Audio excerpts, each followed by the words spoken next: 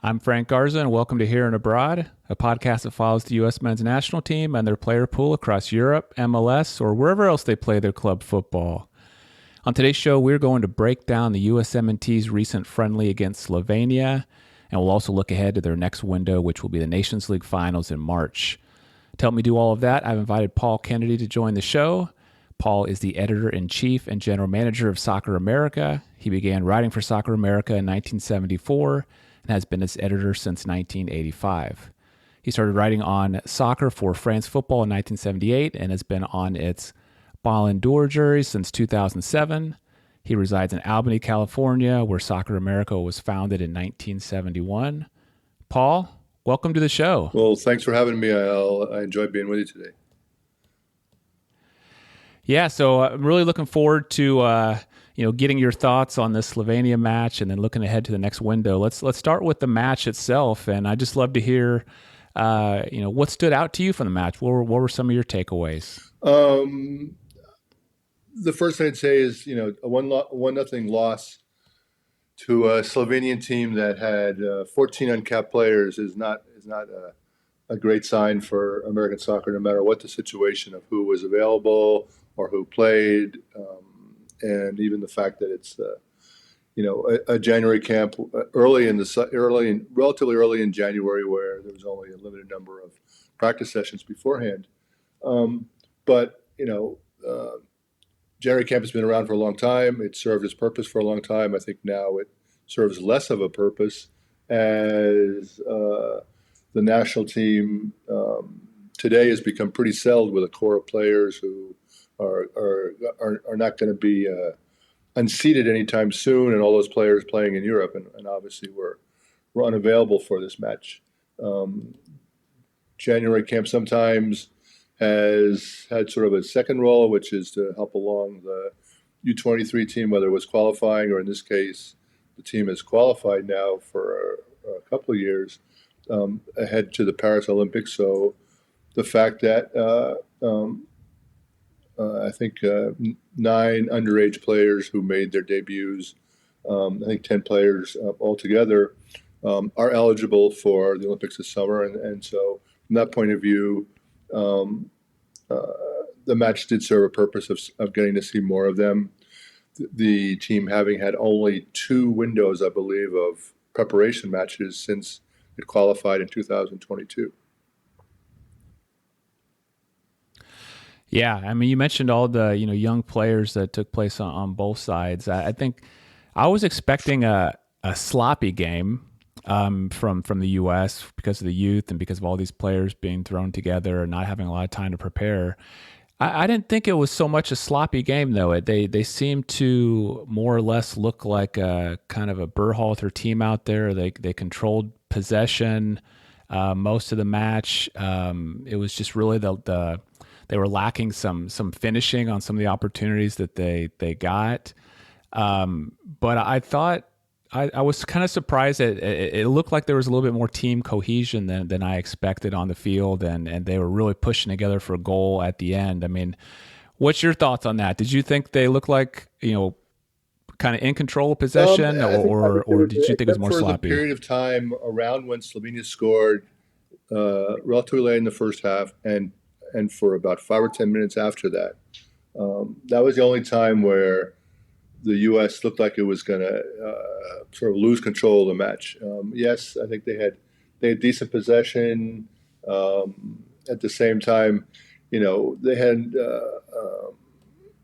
any number of shots on goal, but really, it wasn't like until the last 10 or 15 minutes when some subs have been made that the U.S. really looked like it was going to score. And so if the match had ended in a tie, I think that would have been definitely a very fair result, considering everything. For giving up a very poor goal and then for the number the chances it created. So it was. I think it was only disappointing in the sense that still to lose to a team that itself was even less experienced in the U.S. was disappointing. But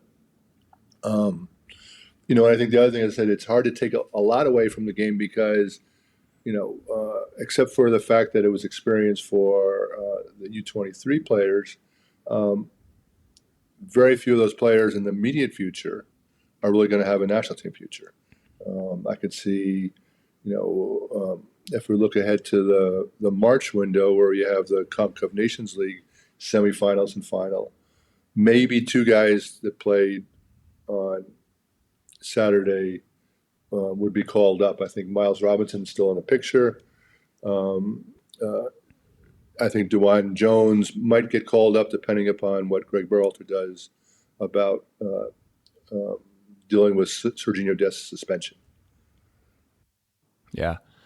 Yeah, I want to talk about some of the players that kind of stood out, both from the positive side and maybe the negative side. And you mentioned one right there that I'm interested in, DeJuan Jones. What did you make of his performance in the match I today, or thought in it the was pretty match good. Meaning this weekend?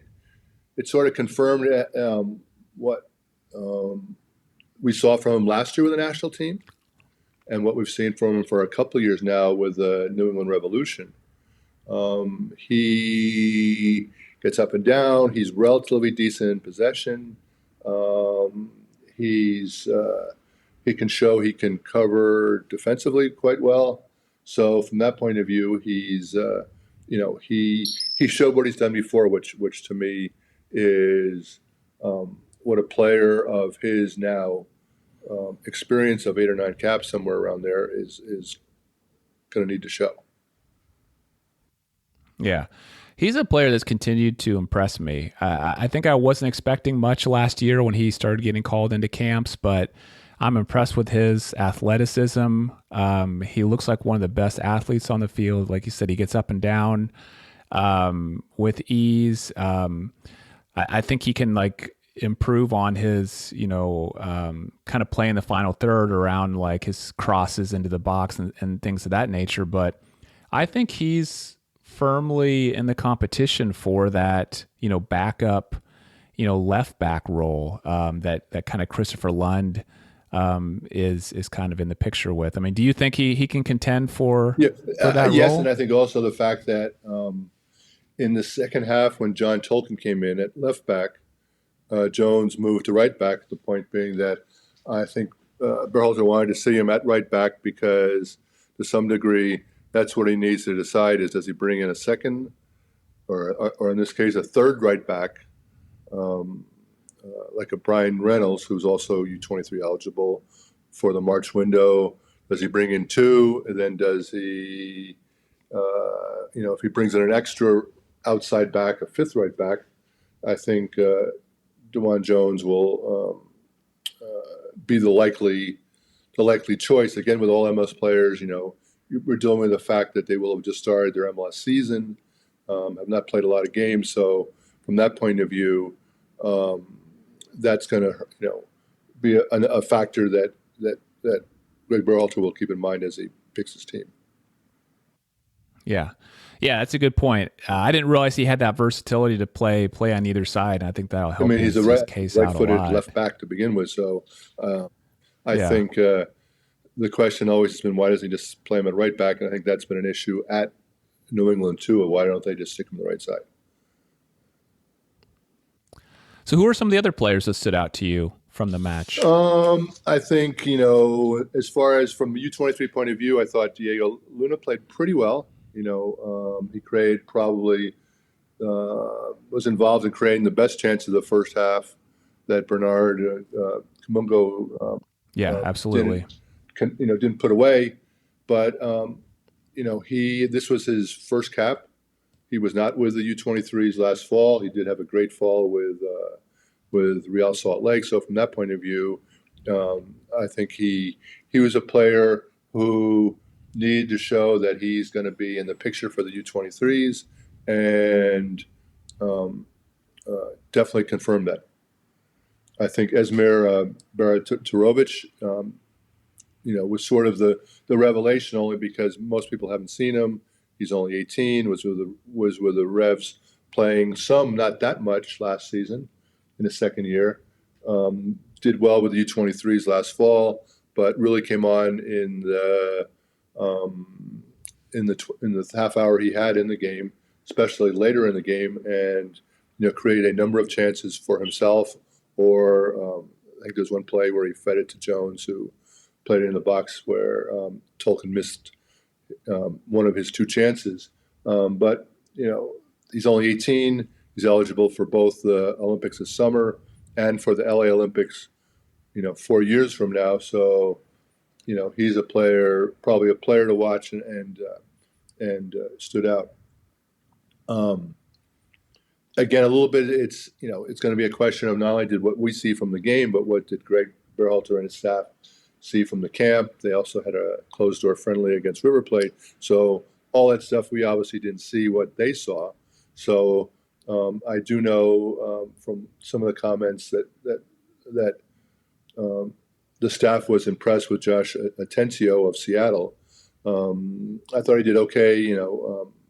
He, definitely is a player who, again, from his MLS play of breaking into the Steiner lineup of a very experienced Sounders team, has some potential. And I thought he, I wouldn't say he stood out, but he, I think he's a player, again, to watch, a player who at the beginning of the year we might not have thought would be in line for an Olympic spot, but definitely will be a contender. Yeah, you mentioned a lot of the guys that stood out to me. I mean, Diego Luna, he's so fun to watch, and you kind of got that. I thought he started off maybe a little slow, but then he started getting a lot more aggressive, and I kind of felt like if a goal was going to happen, it was going to be somehow through him, and a lot of the dangerous opportunities the U.S. had, did come through him. Esmir Bayraktarovic, I mean, I had never really watched him play before. What impressed me about him was how aggressive he was, like inside the box, the ability to like dribble, go at people one on one, and like make things happen in like tight spaces in the box. I think there's very few players on even the U.S. men's senior A team that have the ability to do that. So that was exciting.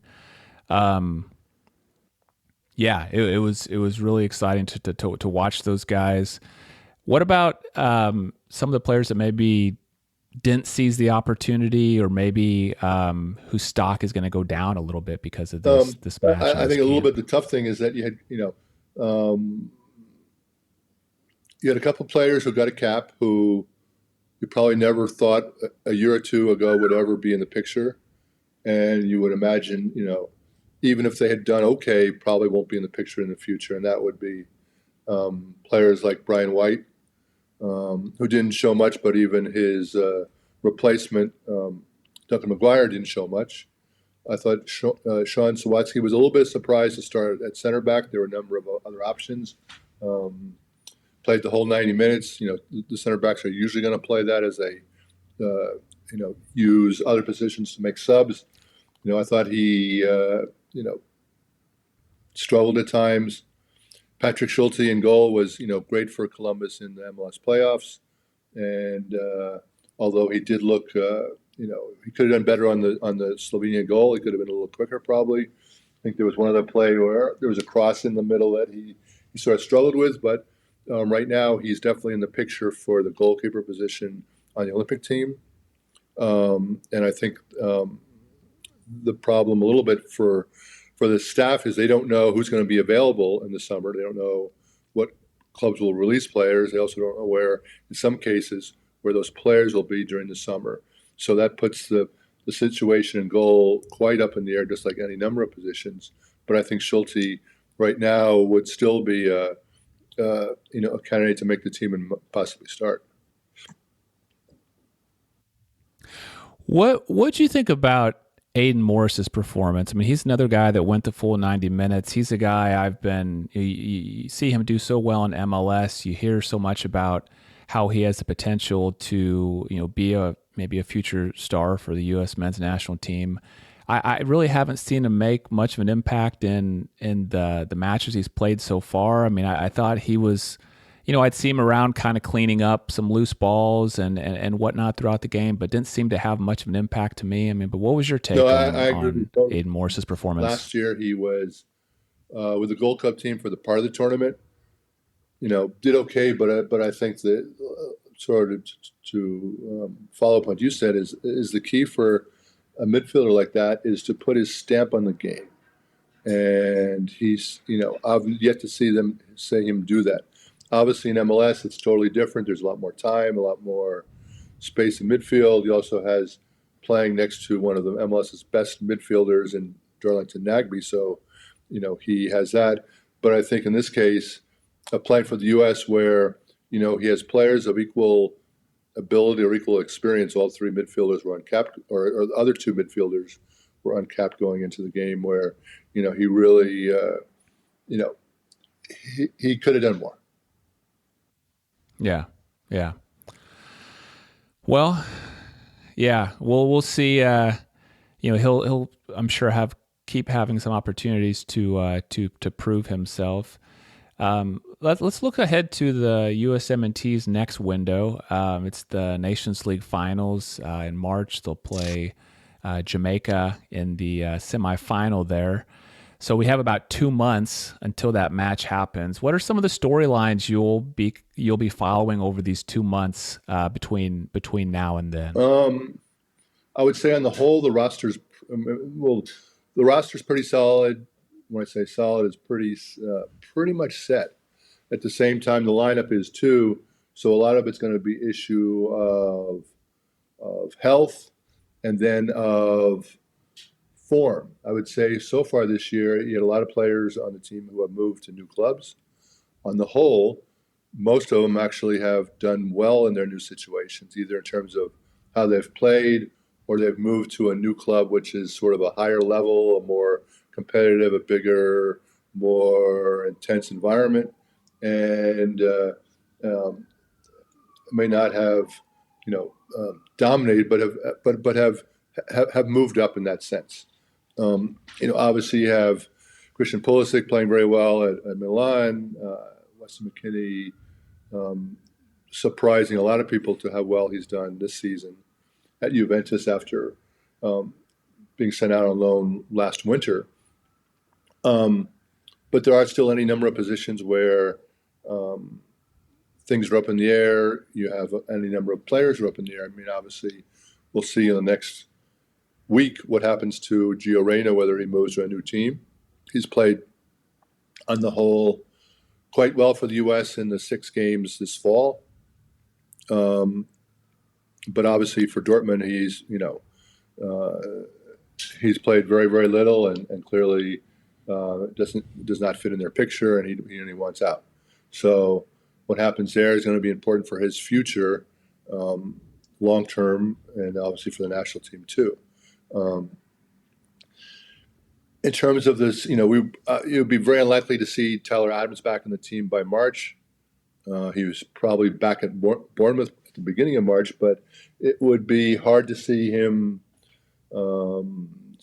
getting back into the starting lineup by the middle of March for the call-up for the games in Arlington. But still, longer term, what happens when he's back playing and healthy and playing well is going to be a big issue, because you got, Musa McKennie in midfield, Adams playing midfield, and now you have Gio, who's pretty much a lock in the starting lineup.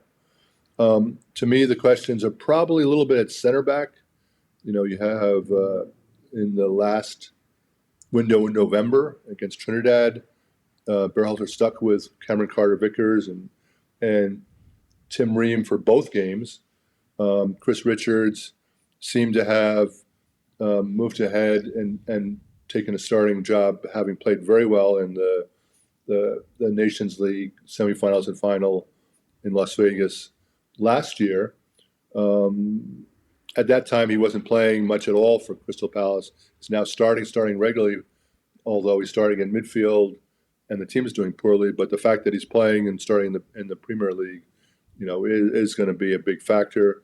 I think the question will be, maybe not by March, but a little bit by the Copa America, and after that, it's going to be, how Tim Ream, how long he's, can hold up. Miles Robinson, we would have said 2 years ago was a lock to start the national team. Obviously, the injury set him back.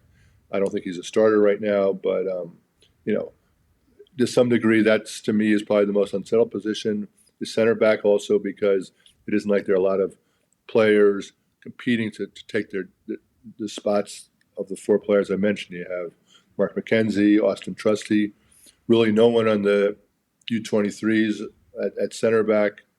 Jalen Neal played pretty well last year, but he was young, then got hurt. So, he's the only possible player down the road at this point that I would say we might want to look at. And obviously, the question is what happens to Serginho Dest. The roster situation is, according to the CONCACAF regulations, 23 players need to be named 10 days before the start of the tournament. So it isn't like they can have 23 players for one game, take one player off, add Serginho for the third place game or final. He's either on for the whole part of the tournament or not at all. So a little bit the question is going to be, does Berhalter quote unquote punish him, or does he and not take him for his outburst in Trinidad, or does he take him and keep him for the final? I mean, he's done definitely well enough at PSV that he otherwise he would be a lock to start. Yeah, that the Serginho Dest situation probably is the most interesting aspect for me leading up to the to the finals. He's going to be one of the most in form players available. Starting week in week out at PSV, playing in the Champions League. But yeah, I'll be curious to see what Berhalter does, if there's like any type of like punishment that he wants to lay down for that. And what I'd add is obviously, Go ahead. meaning everyone sort of wondered what happened, and to me, it wasn't the first time he's had an outburst like that. He got sent off towards the end of the Mexico semifinal in Las Vegas at the CONCACAF Nations League semifinal. Again in a situation where he didn't need to get baited like he did, and he was almost like he was looking for a red card.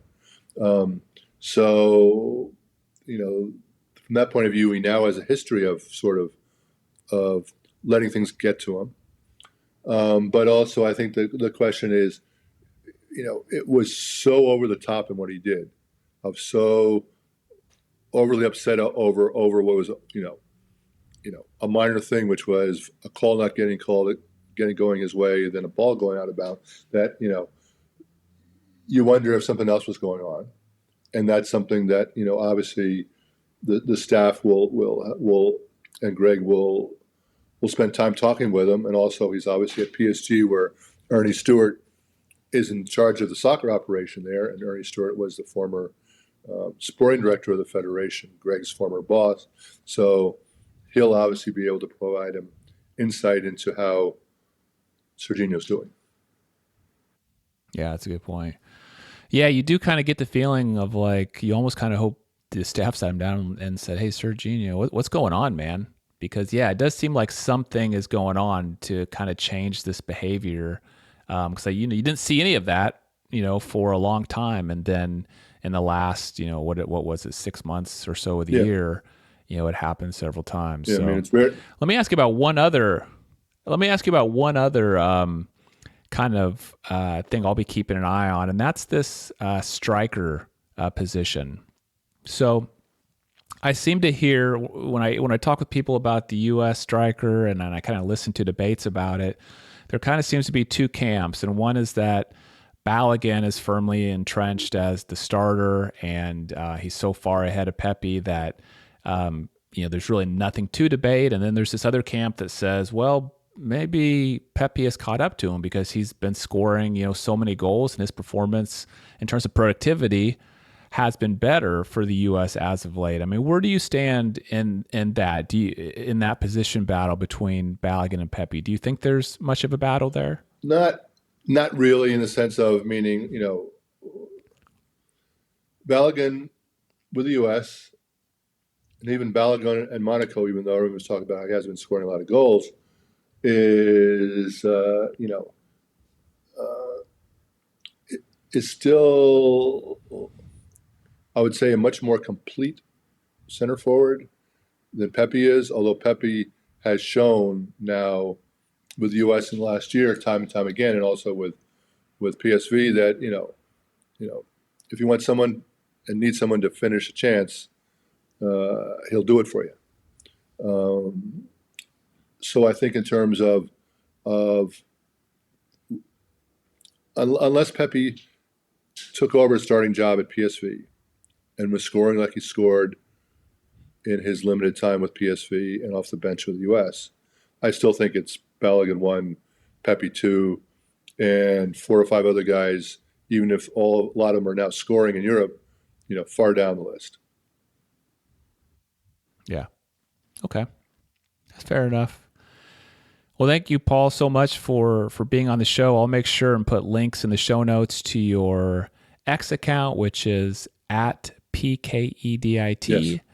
and also to your work at Soccer America. But before I let you go, any final thoughts you'd like to share about the recent window we saw, the one upcoming, or anything else about the USMNT? I think it's just going to be a very interesting year between to have a CONCACAF Nations League now in March as opposed to in June like before, and then the Copa America in June, where you'll have 3 to as many as 6 games. So this will be the biggest test before the World Cup, obviously, the biggest test for and biggest challenge for Greg Berhalter, and how the U.S. does will give us a great window into the future of the team looking ahead to the World Cup, and also whether or not Greg does stay on. Yeah, we have an exciting 6 months ahead of us. That's for sure. Thank you, Paul. Well, thank you. I enjoyed it.